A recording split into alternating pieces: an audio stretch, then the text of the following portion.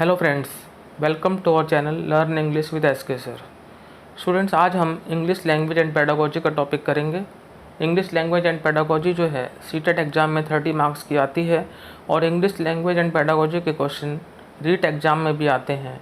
तो ये सीटेट और रीट एग्ज़ाम जो हैं आपके दिसंबर 2020 में होने की संभावना है। तो आज का हमारा इंग्लिश लैंग्वेज एंड पेडागोजी का जो टॉपिक रहेगा वो रहेगा लर्निंग एंड एक्विजिशन। आज हम लर्निंग एंड एक्विजिशन के मोस्ट इंपॉर्टेंट क्वेश्चंस करेंगे। तो स्टूडेंट्स, आइए स्टार्ट करते हैं learning and acquisition. Our first question is when students learn a language for bright employment opportunities their motivation is. जब विद्यार्थी किसी भाषा को सीखते हैं ब्राइट एम्प्लॉयमेंट अपॉर्चुनिटीज़ के लिए तो उनकी मोटिवेशन कैसी होती है। एम्प्लॉयमेंट अपॉर्चुनिटीज होती है रोजगार की अपॉर्चुनिटीज़। फर्स्ट है एक्सेंट्रिक, सेकंड है एक्सट्रिंसिक, थर्ड है इंट्रिंसिक, फोर्थ है एक्जोटिक। तो स्टूडेंट्स, इसका करेक्ट आंसर है option 3 intrinsic. When students learn a language for bright employment opportunities their motivation is intrinsic. Now our next question, the process of word formation consists of. Word formation की जो प्रक्रिया है उसमें consist होते हैं, सम्मिलित होते हैं। Number 1 spelling and compounding, number 2 using synonyms और euphemisms, number 3 compounding and conversion, number 4 conversion and meaning. तो स्टूडेंट्स, जो वर्ड फॉर्मेशन की जो प्रक्रिया है उसमें जो कंसिस्ट होगा वो होगा conversion and meaning. Our option 4 is correct. Now next question, which learning domain constitutes higher order thinking. कौन सा लर्निंग डोमेन जो है उसमें हायर ऑर्डर थिंकिंग कॉन्स्टिट्यूट्स होती है। तो लर्निंग डोमेन की बात कर लेते हैं। 4 लर्निंग डोमेन दे रखे हैं। Number 1 remembering, number 2 understanding, number 3 application, number 4 evaluation. तो स्टूडेंट्स, जो एप्लीकेशन डोमेन है वो कॉन्स्टिट्यूट्स करता है हायर ऑर्डर थिंकिंग को। Our option 3 is correct. Our next question students, the process of word formation consists of. Word formation की प्रक्रिया में सम्मिलित होते हैं first compounding and affixes, second opposites and meaning, third verbs and nouns, fourth using synonyms और यूफिमिजम्स। तो students, जो word formation की जो प्रक्रिया है उसमें जो सम्मिलित होगा वो जो करेक्ट ऑप्शन यहाँ पर है वो है compounding and affixes. Our option number 1 is correct. Next question, providing students dash can encourage second language acquisition. अगर हम विद्यार्थी को क्या प्रोवाइड करेंगे जिससे कि सेकंड लैंग्वेज एक्विजिशन को एनकरेज किया जा सकता है। ऑप्शंस देख लेते हैं। फर्स्ट है frequent feedback on spoken and written outputs, second informal interviews, third adequate speaking and writing assignments, fourth the opportunity to voice their opinions and to solve problem in the target language. तो students, हमारा जो fourth option है the opportunity to voice their opinions and to solve problem in the target language is the correct answer.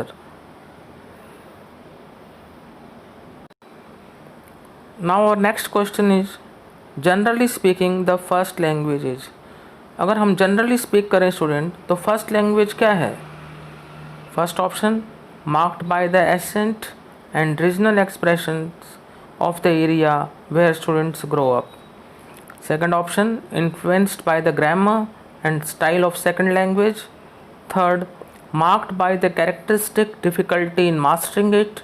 Fourth, marked by the influences of the school environment the child is studying in. तो students, जो first language होगी वो होगी marked by the accent and regional expressions of the area where students grow up. Our option number 1 is correct.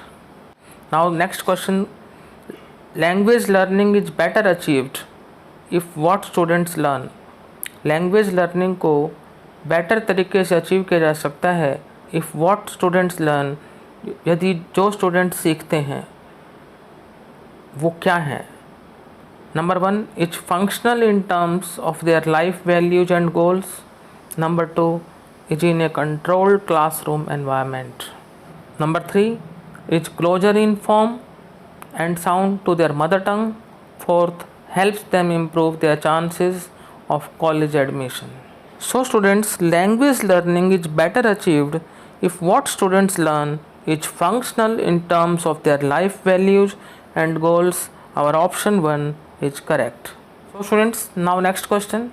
Students always find it difficult to listen to and understand a second language presentation inside or outside their class. This can be helped by. Students always find it difficult, विद्यार्थी इसको हमेशा मुश्किल पाते हैं to listen to, सुनने में, या understand करने में इस सेकंड लैंग्वेज प्रेजेंटेशन को इनसाइड और आउटसाइड देयर क्लास, अपने क्लास के अंदर या बाहर. This can be helped by, इसमें कैसे हेल्प की जा सकती है. फर्स्ट ऑप्शन है recommending to choose another language closer to L1. Second, being taught by only native speakers of L2. Number 3, increasing the number of periods for the second language. Number 4, practice by using the second language more. तो students, this can be helped by practice by using the second language more. by practice के द्वारा और second language को ज़्यादा use करके. तो option 4 जो है वो करेक्ट है. So students, next question now. A dual language classroom consisting of students speaking a native language and the target language is beneficial because it.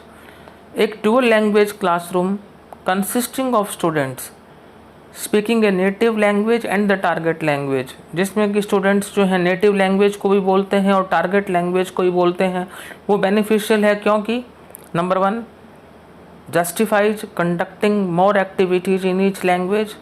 Number 2 causes less distractions in the class as students will talk less. Number 3 motivates target language speaking students learn another language and vice versa. Fourth, offers an opportunity for separate project work.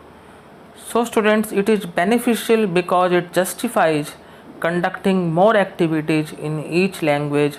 Our option 1 is correct. Now our next question. The acquired system or acquisition of a language is the. Acquired system वो system जिसको हम acquire करते हैं, ग्रहण करते हैं, और acquisition of a language या भाषा को हम एक्विजिशन करते हैं, वो क्या है. ऑप्शन देख लेते हैं. फर्स्ट, फॉर्मल स्किल्स डेवलपमेंट है वो. Number 2, subconscious process of learning है. नंबर 3, इनपुट आउटपुट प्रोसेस है. और fourth, self monitoring of learning है. तो स्टूडेंट्स, द एक्वायर्ड सिस्टम और acquisition of a language is the subconscious process of learning. ये subconscious process है लर्निंग का. Option 2 correct है. Now our next question student. One of the objectives of teaching vocabulary is not to. Vocabulary को teach करने का students एक objective जो है वो नहीं है. वो कौन सा है वो देखते हैं. Number 1, be able to use words in different contexts. Number 2, develop active and passive vocabulary. Number 3, enable learners to use the dictionary. Number 4, understand the meaning of words. So students, one of the objectives of teaching vocabulary is not to. Option 3, enable learners to use the dictionary. ये हमारा यहाँ पर answer रहेगा students. enable learners to use the dictionary, ये right answer है हमारा. अब हम आते हैं नेक्स्ट क्वेश्चन पर. Active vocabulary consists of words विच. जो एक्टिव वोकेबलरी है वो कौन से वर्ड से जो है कंसिस्ट होती है. Number 1, we use frequently in our daily life, जिसको हम अपने डेली लाइफ में यूज करते हैं निरंतर. नंबर 2, वी यूज ओकेजनली, जिसको हम कभी कभार यूज करते हैं. नंबर 3, आर डिफ़िकल्ट, वो डिफ़िकल्ट होती है. Number 4, we recognise and understand, जिसको हम पहचानते हैं और समझते हैं.